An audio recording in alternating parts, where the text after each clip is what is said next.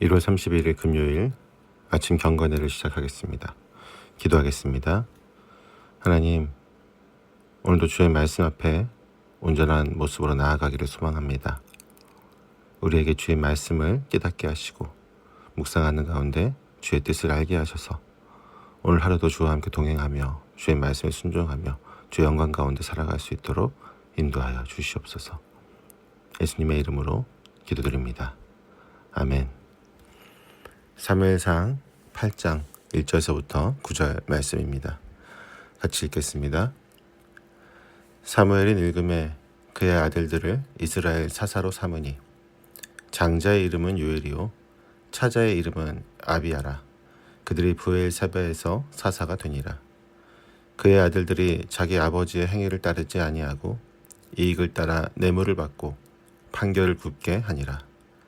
이스라엘 모든 장로가 모여 라마에 있는 사무엘에게 나아가서 그에게 이르되 보소서, 당신은 늙고 당신의 아들들은 당신의 행위를 따르지 아니하니 모든 나라와 같이 우리에게 왕을 세워 우리를 다스리게 하소서 한지라. 우리에게 왕을 주어 우리를 다스리게 하라 했을 때에 사무엘이 그것을 기뻐하지 아니하여 여호와께 기도하매 여호와께서 사무엘에게 이르시되 백성이 내게 한 말을 다 들으라. 이는 그들이 너를 버림이 아니요 나를 버려 자기들의 왕이 되지 못하게 함이니라. 내가 그들을 애굽에서 인도하여 낸 날부터 오늘까지 그들이 모든 행사로 나를 버리고 다른 신들을 섬긴같이 내게도 그리한도다. 그러므로 그들의 말을 듣되 너는 그들에게 엄히 경고하고 그들을 다스릴 왕의 제도를 가르치라. 아멘.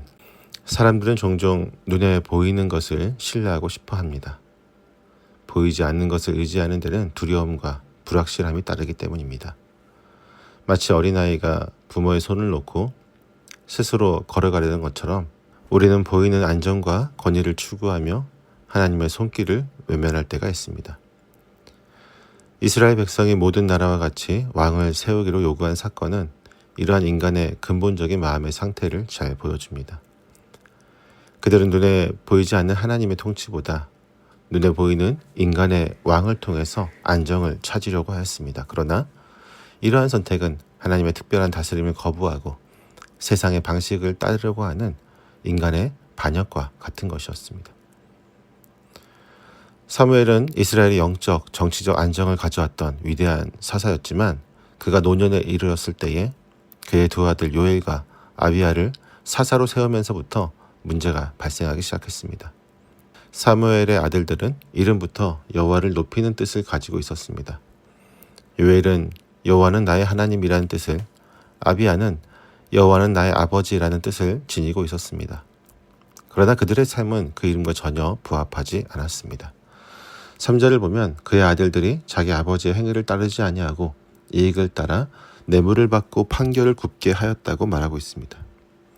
사사의 직분은 원래 하나님께서 직접 은혜로 택하신 자들에게 맡겨지는 직분이었습니다.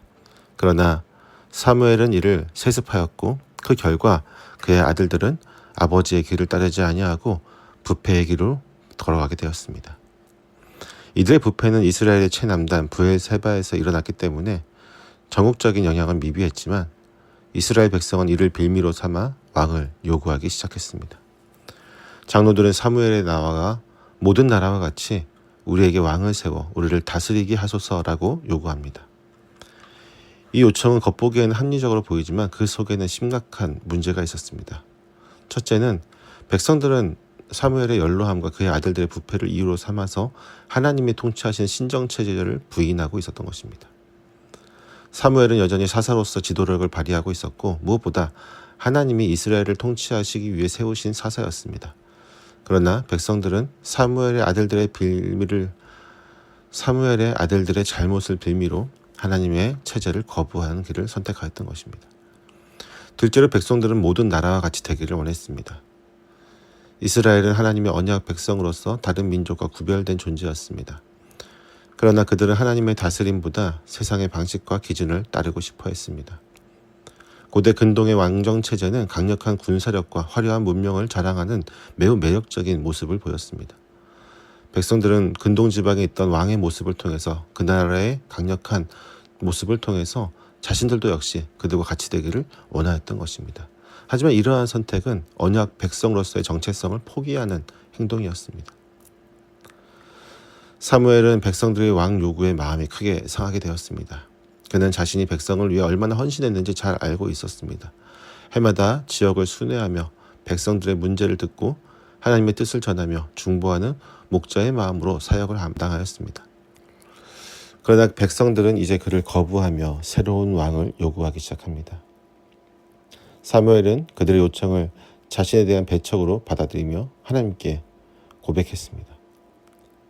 사무엘이 그것을 기뻐하지 아니하며 여호와께 기도하매 상처받은 마음으로 하나님 앞에 나아간 사무엘에게 하나님은 이렇게 말씀하십니다. 그들이 너를 버림이 아니요 나를 버려 자기들의 왕이 되지 못하게 하매니라.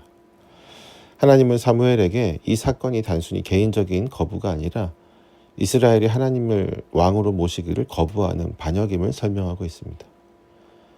백성들은 겉으로는 사무엘의 노쇠함과 그의 아들들의 부패함을 문제 삼았지만 본질적으로는 하나님의 통치를 거부하는 결정을 내린 것입니다.